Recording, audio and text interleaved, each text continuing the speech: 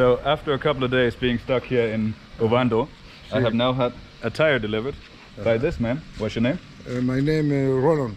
Roland. Yes. And he is the son of the former president Congo. of Congo. So he came here on 1300cc Yamaha with a gun and a tire. Un chef police Rayon. Du département de la police. Okay. Yes. Show? Yeah.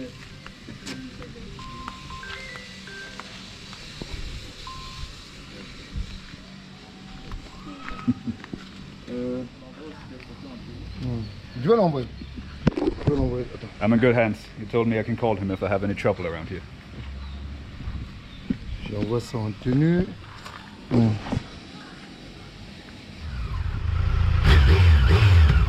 Tomorrow.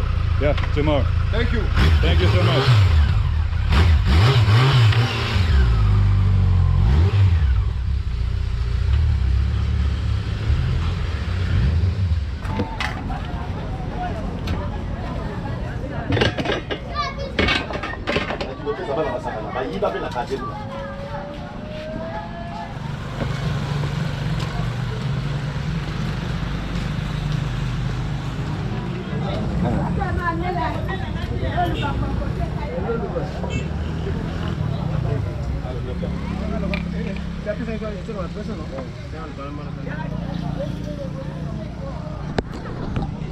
So today, finally, I am leaving the town of Oando on black market fuel because all the fuel stations are closed around here. Oando, speed and power.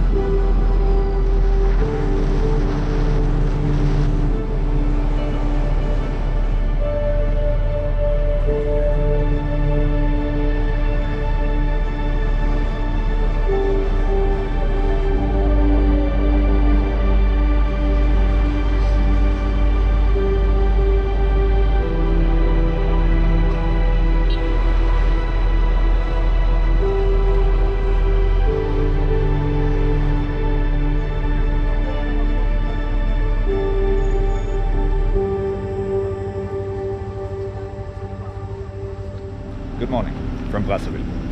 Now I guess I should explain that yesterday didn't quite go as I had planned for. I was hoping to be able to do a sort of boat cruise in the jungle, which was recommended to me by Daniel, the Colombian guy, and he said it was really cool, and they saw a bunch of hippos and some gorillas. So that sounded awesome, but I think halfway there from Oando I realized there was no way I was going to make it there on time. And also I was really struggling to find a bank, and I didn't have much cash after spending most of my cash on a Chinese back tire. So in the end I just calmed down a bit and decided to try and be a good Samaritan and help out an injured cyclist. Yeah.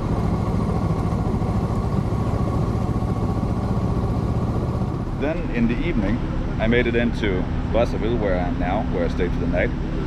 Not because I actually wanted to go here, but because on the map it looked like there was a vape shop, and I'm sure lots of people have opinions, but I like vaping.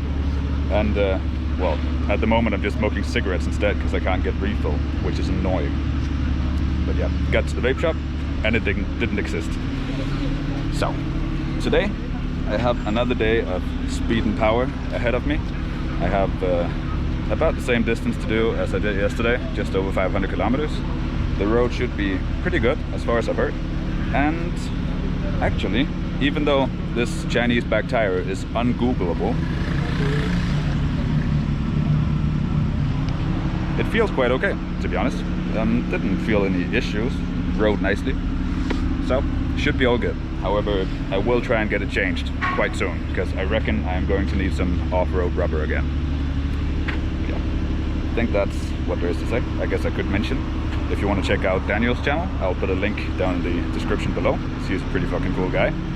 And if you want to check out the cyclist, I'll put a link to his Instagram as well.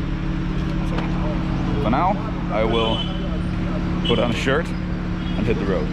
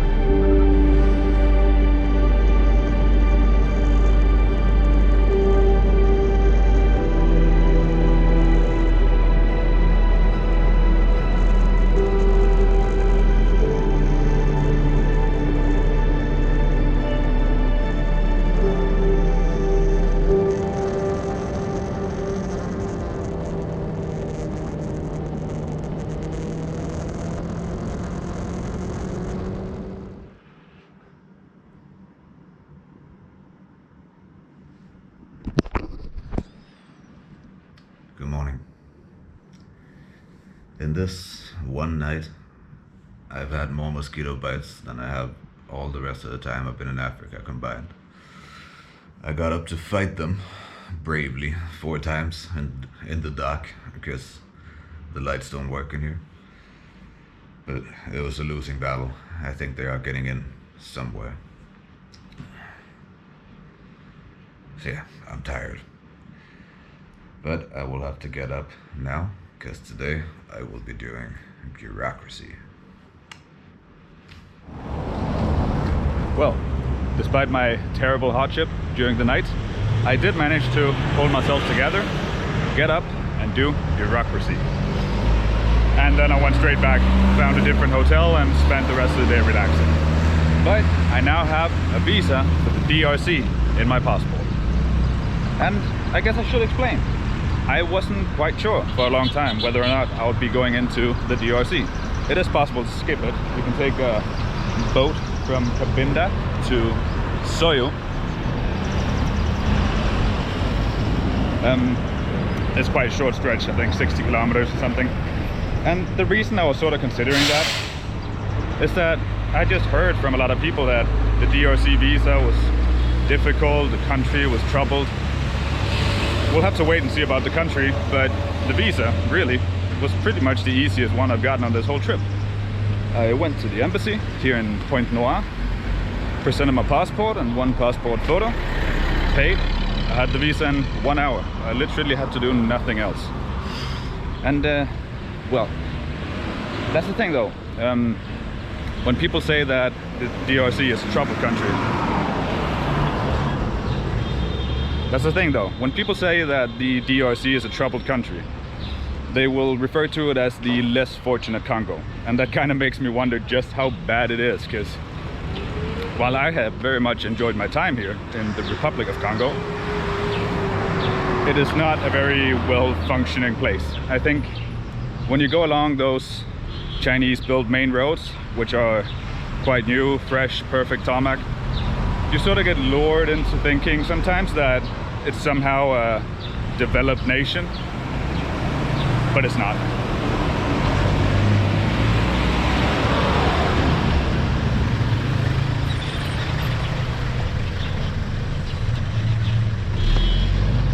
I think even when I was in Brazzaville, the capital, and I was staying in the diplomatic quarters, all night you could hear generators from every single compound, because the public power grid is just completely hopeless. And then when you ride on those perfect Chinese roads, a lot of noise around here, but when you ride on those perfect Chinese roads, nothing else except for the roads is in place. I mean, even on the main highway of Congo, I had to stop and buy black market fuel, because there are very few petrol stations, and I reckon less than half of those actually have fuel. And then as soon as you turn off the highway, it's just like you're stepping back in time. I mean, then you're just immediately back to dirt tracks and people living in mud houses. But very friendly people. I don't want to make it sound like it's all misery around here. I think most people seem reasonably happy, and it's not like you get the impression that a whole lot of people are starving. But at the same time, I mean, this is a country where money does exist. In general, I'm seeing a lot more expensive cars than in most countries I've been to lately. But at the same time, I think specifically Pointe Noire has the most amount of beggars that I've seen since probably Senegal. So yeah, the wealth isn't particularly well distributed. And also they have a president who's been sitting for an extremely long amount of time. And I was passing through his hometown at one point, which just looked so weird because it's in the middle of Congo, which is way, way back in time. And suddenly you get into his hometown and it just looks like you're in Europe. Even had an airport. He even had an airport built just for himself to get home, and a massive, massive hotel just for his staff. Normal people can't stay there. But yeah, overall peaceful, and I have very much enjoyed my time here. So I was thinking,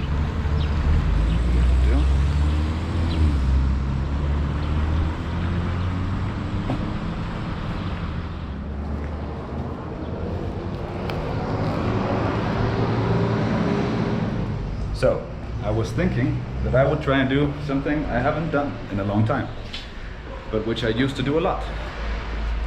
Try and get up somewhere I'm not allowed to and get a nicer view of the city I'm in.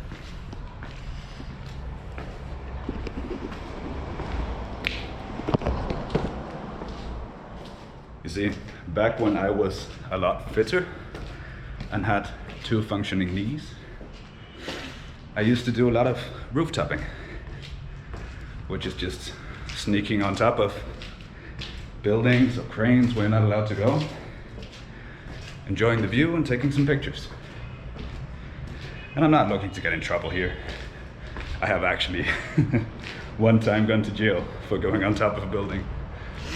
But I reckon I won't get in trouble for this one. It's not that high, but let's see what view we get on top.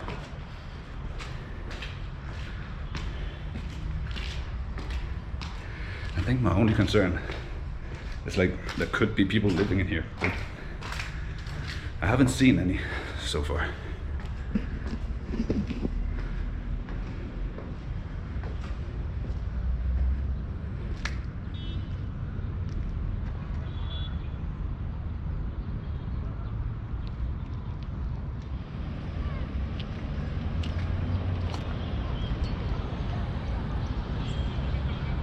Now, if you like sort of rooftopping, urbex, abandoned places, there are a couple of my old pictures here, here, and here. And if you want to see more, I suggest you go to my website. I'll put a link down in the description below. And then I'll see you in the next episode, where hopefully I'll be doing a small slice of the DRC.